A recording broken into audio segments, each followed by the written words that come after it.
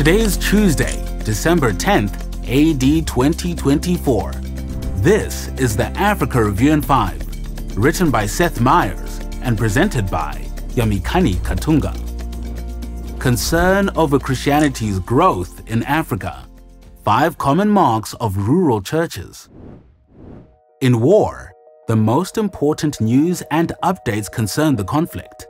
The great reality beyond all others in Africa is a spiritual war where gazing angels are dazzled by the grace they see when true believers meet.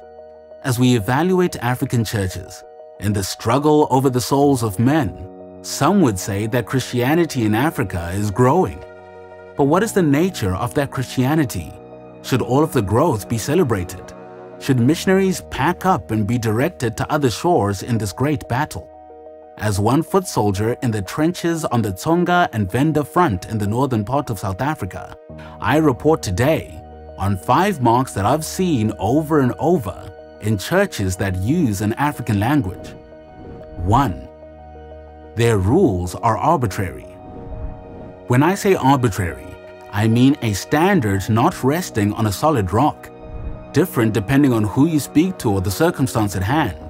At the recent conference celebrating the 150-year anniversary of the Presbyterian missionaries among the Tsongas, I held an interview with one of the leading pastors. He told me that women can be pastors in the churches, even though long ago they weren't allowed. I asked if men can marry men. He vehemently denied. But then, what about when times change, like with women preachers? Laughing, he said, "We'll see in time." On another occasion, a woman I baptized came out of a shack church, where she testified that the pastor offered to give her a discount on her tithes if she would grant him conjugal benefits whenever he passed by. I could give numerous examples like these that show that the will of the pastor, the custom of the people, or the fickle mood of the age hold authority, and so the church is arbitrary. 2. Their religion is eudaimonic. I first read this word in a 100-year-old book describing Tsonga culture by one of the first Presbyterian missionaries.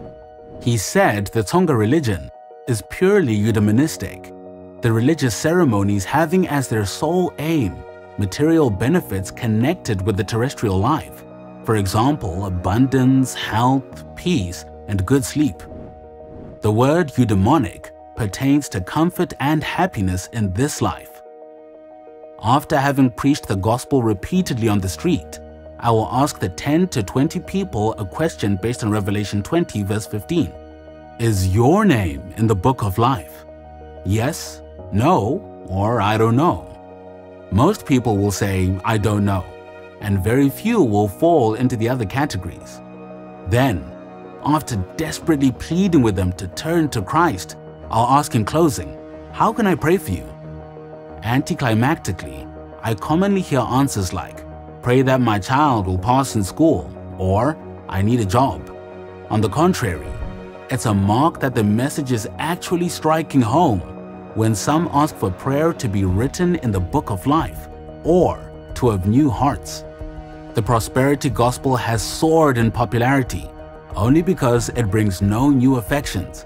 They previously loved comfort, and this message speaks much of what they had already loved, merely veiled behind Christian terms like Bible, accept Jesus, and church.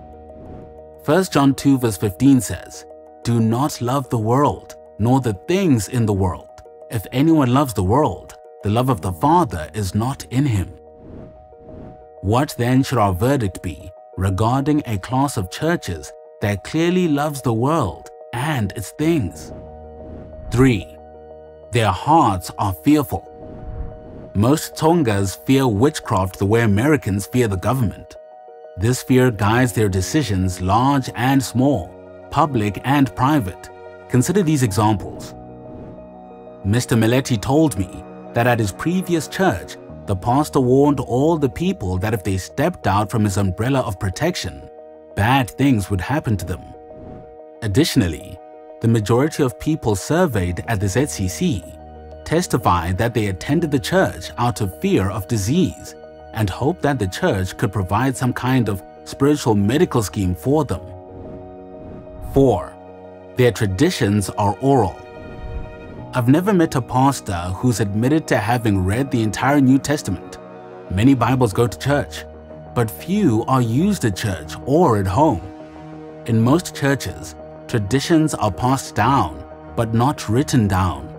Songs spring from social media and famous artists, but rarely from men who work through a text and try to arrange the words beautifully.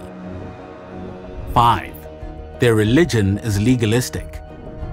Paul wrote Galatians to a group of churches that had been infiltrated by men who taught justification by works. This is the default position of nearly all churches that I've come across. One of the famous songs that nearly everyone knows says, "It doesn't take money, but good works to go to heaven." Churches sing this song on Sundays and at funerals. The corresponding 6-minute video shows the congregation repeating these words, while crosses are on the walls, and the signs on the stage say, "The year of grace, to win souls of people." Would Paul the Apostle not call this another gospel? After many years of work in Tonga and Venda, speaking to normal church members and pastors, these 5 marks have emerged over and over so as to stain the religion in this area the way the Catholic Mass marks Italy. Until the nature of non-English churches is firmly understood by English-speaking churches in Africa, we will probably go on assuming that these groups actually have a significant number of true Christians and churches, and thus we will not send workers. And that's it for the Africa Review in 5 on this Tuesday, December 10th, in the year of our Lord 2024. Comment with your thoughts on the typical Christianity you've observed in Africa, and don't forget to subscribe to the Missionary Minds podcast on YouTube, Spotify, or Apple Podcasts. I'm Yamikani Katunga. Be not weary in well doing.